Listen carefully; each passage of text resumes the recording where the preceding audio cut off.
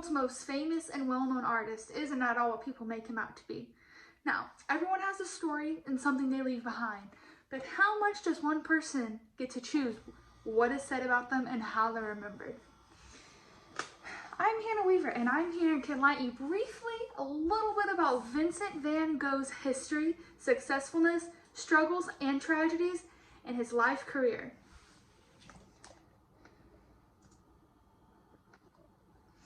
Now, he was born on March 30th, 1853. He grew up as an art dealer and later transferred on to London to pursue his career. Now, as a child, he was described as young, quiet, kept to himself, but also bold.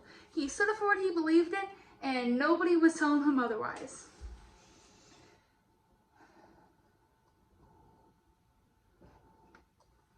Once he moved to London, the quiet and shy kid that he was always known pretty much continued. It progressively got worse as the years went on, and almost immediately things came crashing down. Moving away and starting as his own, he started neglecting himself, his health, both his health physically and mentally. He suffered with a pretty bad case of depression, and eventually that turned into psychotic rages, anger rages, and pretty severe delusions. Now, Van Gogh would neglect so bad that he wouldn't eat for days, he wouldn't sleep for days, and all he cared about was his art career.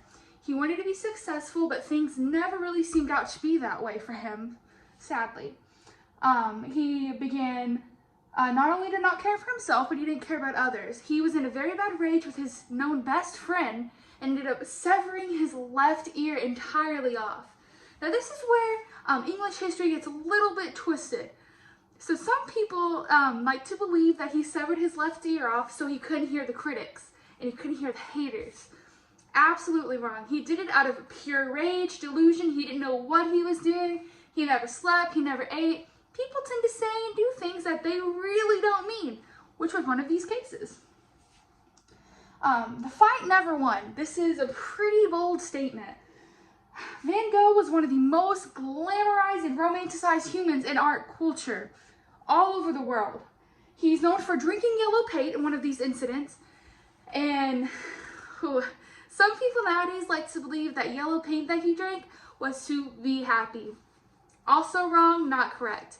Now, he's an artist. He's not a rocket engineer, but he's also not dumb. He did not drink yellow paint to be happy.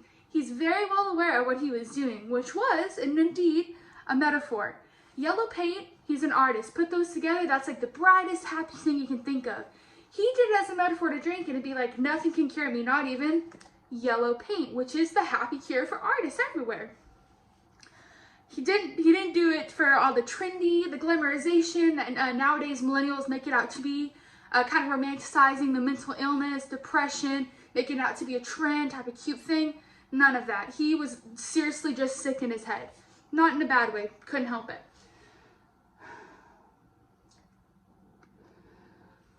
Sadly, his life got cut short at the age of 37. His last words were translated in English, "This sadness will last forever."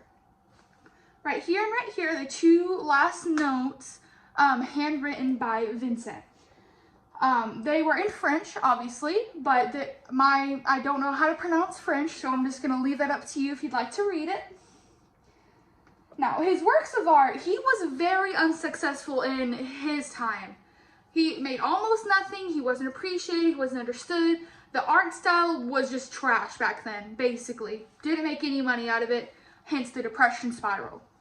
Nowadays, we have Starry Night. Now, everybody knows Starry Night. And most other people know the yellow sunflowers, as we see right here and right here. But he does have some more underground, underrated art pieces.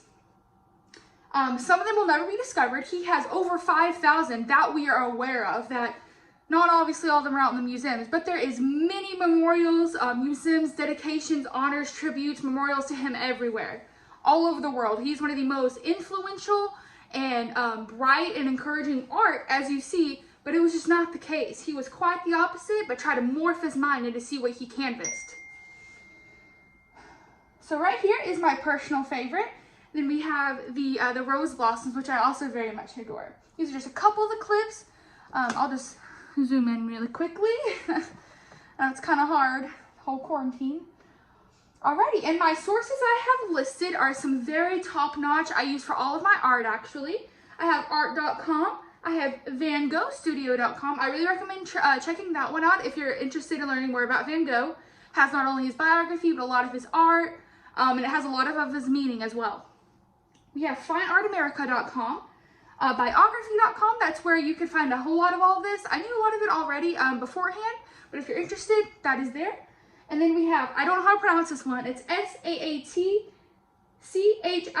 art.com. So thank you all for listening. I hope this could help bring you to a little bit of the situation. How about Van Gogh is just not the person people make him out to be, and bring a little bit of light to the situation that even the happiest of drawings and the happiest people that you appear to be, it's not always the case. So, and like I said, Van Gogh is widely known for his beautiful, unique art, but the whole glamorization is just, it breaks my heart for him to be memorized like that. So closing out my report, I would like to end with Van Gogh has went down in history as the most top and expensive selling artist, believe it or not, all over the world. But the depression he has is sick and twisted disease, and I wish people would see it as that, not just, oh, he drank yellow paint, oh, he cut his ear off, trendy, cute.